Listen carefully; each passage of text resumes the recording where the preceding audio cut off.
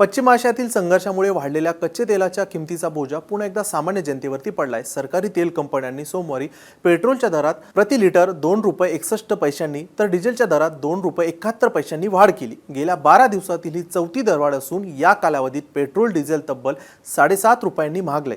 ही वाढ आतापर्यंत कशी झाली, सरकारकडून काय सांगण्यात आलंय आणि डिझेल विक्रीत किती वाढ झाली हे पुढील काही मिनिटात पाहूयात। नमस्कार, मी स्वानंद बिक्कड, मुंबई तकमध्ये तुमचं स्वागत।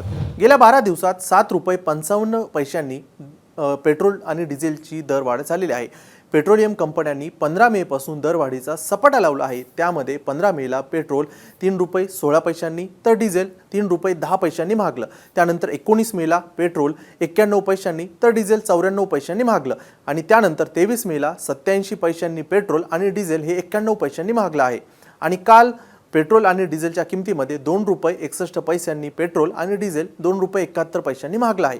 यामुळे 12 दिवसात पेट्रोल ₹7.55 तर डिझेल ₹7.66 महागला आहे।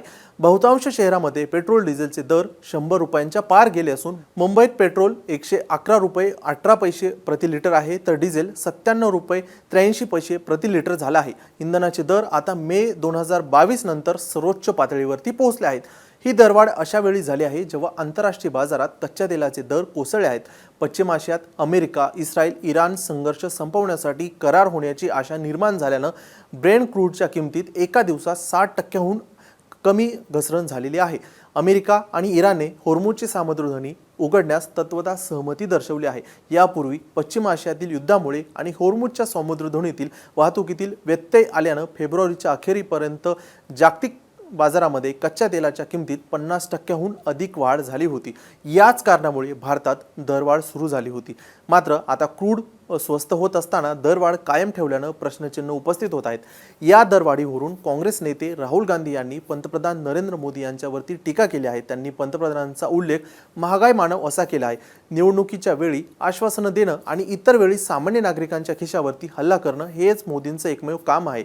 अनेक महिन्यांपासून मी येऊ घातलेल्या आर्थिक वादळाबाबत इशारा देत होतो, पण मोदी त्यांच्या नेहमीच्या सवयीप्रमाणे निवडणुकांमध्ये व्यग्र होते आणि निवडणुका संपताच त्यांनी दरवाढ केली असा आरोप राहुल गांधी यांनी केला आहे। दरम्यान इंधन दरवाढीनं सरकारी तेल कंपन्यांना दिलासा मिळाला आहे। पेट्रोलियम आणि नैसर्गिक वायू मंत्रालयाच्या सहसचिव सुजाता शर्मा यांनी सांगितले की इंधन उत्पादन खर्चापेक्षा कमी दरात विकल्यामुळे होणारा तोटा प्रतिदिन जवळपास 600 कोटी रुपयांपर्यंत कमी झाला आहे। 15 मेला पहिली इंधन दरवाढ होण्यापूर्वी पेट्रोल, डिझेल आणि LPG यांच्यात विक्रीतील तोटा प्रतिदिन हा 1000 कोटी रुपयांपर्यंत होता।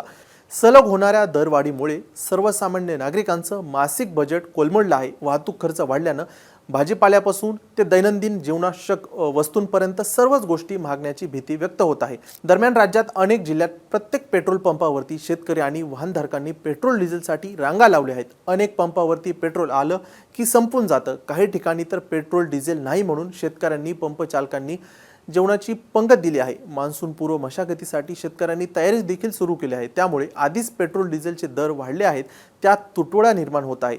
या सर्व घडामोडींवर राज्याचे अन्न नागरी पुरवठा मंत्री छगन भुजबळ यांनी बोलताना म्हटले की राज्यात पेट्रोलच्या विक्रीत 23% वाढ झाली आहे तर डिझेलची विक्री तब्बल 52% वाढली आहे। नागरिकांनी घाबरू नये व अनावश्यक साठा देखील त्यांनी करू नये असं छगन भुजबळ यांनी म्हटलंय।